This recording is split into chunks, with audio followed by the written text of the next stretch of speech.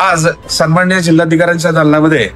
आसनगाव ग्रामपंचायतीच्या अगेन्स्ट दिनकर बाबुराव पवार यांनी दाखल केलेल्या ग्रामपंचायत अधिनियम 1958 कलम 14(j)(1) अन्वये जी काय तिसऱ्या आपत्तीसाठी जी तक्रार होती तर त्याचं हिअरिंग आज झालेलं आहे। या ठिकाणी पाठीमागच्या आठवड्यामध्ये जी तारीख होती त्या तारखेनंतर जे काही पुरावे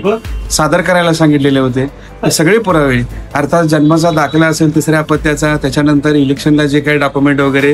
या सन्माननीय सरपंच विनोद चंद्रकांत गायकवाड जे सामनेवाला आहेत या केसमध्ये तर त्यांनी जे काही दाखल केले